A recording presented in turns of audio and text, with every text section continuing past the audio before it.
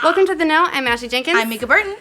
Oh boy, this is going to be a fun one. Is Valve a morally irresponsible company on par with Uber? Wow. These are the questions of today, I guess. Are they exploitative, greedy, and tricking PC gamers into Stockholm Syndrome in order to take away your hard-earned cash? Well, according to one games writer who's taking shots at Valve today, accusing them of having an unfair monopoly in PC gaming, and that their good guy Valve persona is nothing more than a work of elaborate fiction. Okay, so get out the tinfoil hats. We've got a discussion on our hands about online marketplaces, the ethics of Steam, and why Valve gets a pass when other companies don't for similar tactics. There's a lot to unpack here. Oh boy! And all of these rather incendiary quotes come from a Polygon article, which may not come as a surprise to some of you, titled, "Valve is not your friend and Steam is not healthy for gaming." So how's that for an attention grabber? The headline isn't even close to the part most likely to ruffle a few master race feathers. The biggest criticisms against Valve throughout the piece have to do with its monopoly on PC gaming, that the company tries to profit off the work of its users, and that it has policies that are bad for gamers. After outlining a template for bad startups with shady, aggressive business practices, writer Tim Cowell says, if you were to ask the average PC gamer, they'd swear up and down that there's no way they'd ever give their money to such a corporation. They'd not only be caught dead before helping a company like that come to power, they might even join the resistance to stop them. The resistance? Yeah, like Star Wars. Okay. He goes on to say, and yet that sort of operation is exactly what the PC gaming community has been supporting, promoting, and defending since 2004, when Valve more or less forced us to install Steam by bundling it with Half-Life 2. I do remember that was, man, when that came out, people were not happy. The argument there being that if a company strong-armed users into adopting something like Steam today... You mean like what Ubisoft does with Uplay? Yes, they'd be torn apart. Ah, yes. And to be fair, the writer actually has a point in that regard. We've seen that there is a bit of disdain every time another company acts well within their rights and tries to start their own proprietary client. But even at the time that Valve started the whole Steam enterprise, they were met with some pretty harsh criticism about Steam being pushed onto the PCs of players who just wanted to play Half-Life 2 or Counter-Strike Source. They didn't want any of this mumbo-jumbo. Back when Steam first launched, the BBC said the release of Half-Life 2 was marred by Steam, giving gamers error messages and no way to connect their purchase. And there were a lot of people who were very upset about this, if you don't recall. Now, at the time, Steam was mostly intended, or functioned, I guess, as a form of DRM to fight piracy of Valve games. Again, the kind of moves the publishers get raked over the coals for today. So, hey, the writer sort of has a point here. The language is a little bit strong, but there's a kernel in there, but it's a little bit more complicated than that, so we'll be coming back to it. So what's the next big criticism of Valve? Surprisingly, the writer takes issue with Valve's good guy persona itself.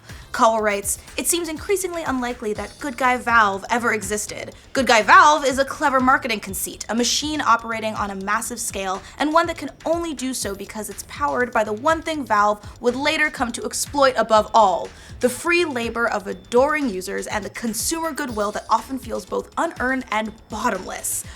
Nice. Okay, as for what he means by free labor, no, he's not talking about some big conspiracy where Valve's forcing PC gamers into a backroom sweatshop. He's actually talking about Steam sales. Huh. According to Cowell, Valve is profiting off the free marketing of naive gamers who just love sharing memes. So his complaint is that Valve exploits its users because people get hyped for Steam sales. Caldwell writes, we do our part with the memes, the articles, and the social media posts, and our good friend Valve does the rest. The rest meaning taking our money. Okay, so if Valve is guilty of that, then so is just about every company who uses social media to spread the word about their products or releases. I market what I eat for dinner all the time. How dare you! Sorry. God! And, funny enough, there are actually many more legitimate arguments against Valve for trying to make use of free labor. Like a year ago when they were accused of taking the work of unpaid volunteer translators to Steam and teasing them with the future of paid positions. Someone got fired for complaining about that and even brought a lawsuit against the company. There are also complaints lobbed against the company when it comes to how they handle the profits of some of their workshop games. Recently, Dota 2 workshop creators have been frustrated with Valve because their cuts have been decreased from their contributions, down to 6% from 25%. That's a pretty big cut. Yeah. The writer presents some issues with that as well, which holds a little bit more weight than the complaints about Steam sale hype. In addition to all of that, the article spends a lot of time venting about Valve's refund policy, citing their Australian court case as an example of the company thinking it's above the law. If you recall, Valve tried to argue that they weren't beholden to Australian consumer law because they didn't do business in Australia. Like they didn't have a physical body there or a storefront or a company arm that was on the ground in Australia. Right. Rather, they tried to present themselves as a company who happened to sell stuff to people who are just sometimes happen to be Australian, maybe. I want to be sometimes Australian. Just sometimes. Just on Tuesdays.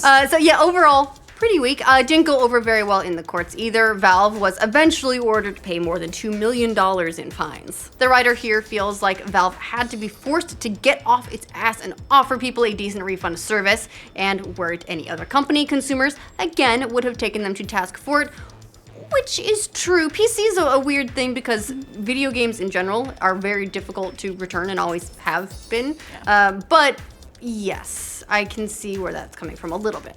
And Caldwell wraps things up by saying, "This then is Good Guy Valve, a corporation which employs precision-engineered psychological tools to trick people into giving them money in exchange for goods they don't legally own and may never actually use while profiting from a whole lot of unpaid labor and speculative work. But it isn't evil."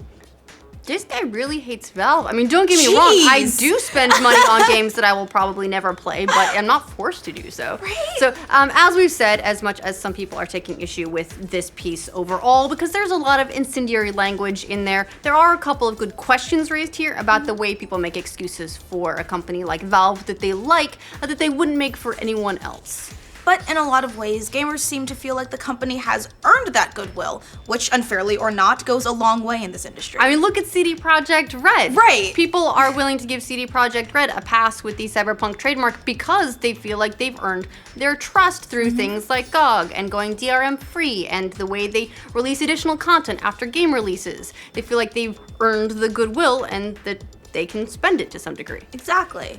Over the years, Valve has put together just about all of people's PC games in one place, and they've provided a marketplace where people can do it relatively cheaply and easily. And yeah, okay, so there's a little bit of truth to the criticism that some gamers do seem to want Valve to have a monopoly, mostly because they want the convenience of their PC library all being in one place, but if gamers are choosing to buy it from a specific storefront, they can. There are multiple storefronts. There's GOG, there's Uplay, there's Origin. I always found it weird when I could buy an EA game via Uplay or vice versa. Yeah. But, or there are options. It's just that a lot of people are choosing to use Steam.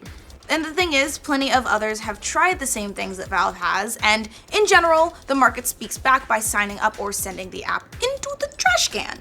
But everyone could have abandoned Steam, but Valve took steps to ensure what benefited PC gaming also benefited them as a whole, so gamers could continue to stick around. Competitors do keep falling to the wayside because ultimately, it comes down to the users. People felt like there was no benefit to switch platforms to the other options. And fair or not, it's up to the competitors to give gamers a compelling reason to jump ship. And some of them actually have, which is why Steam is far from the only choice out there these days. A lot of people, big fans of GOG. Steam just happens to be the biggest by far. Monopolies, of course, limit competition, but it's not quite fair to say yet that Valve does have the legal definition of a monopoly. They command about $3 billion in revenue of the $32 billion that PC gaming brings in overall. It's so surprising to me that they're only like 10%. It seems like it would be way, way, way more. It's just 10% of the whole industry, so that's a whole lot of the marketplace, but they're hardly in control of nearly every transaction. So the long story short is that Valve is far from perfect, but at the moment consumers feel like they have earned the coveted spot as the PC platform of choice. I mean, customer service notwithstanding. And until they lose it or someone else comes along and convinces gamers otherwise, it's theirs to keep or to lose. Also, Steam Sale has some great memes. Excellent memes. Just saying. So, also, we're the ones who made Gabe Newell a deity. Right. I don't think Valve did that. I think gamers did that. So is Good Guy Valve just like Gabe Newell with a fedora? Oh, let's not.